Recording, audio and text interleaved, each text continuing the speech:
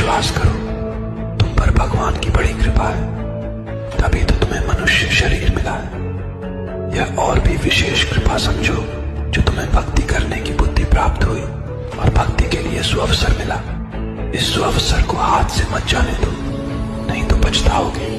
झूले झूले झूले झूले लाल आयो लाल, झूले झूले झूले झूले लाल।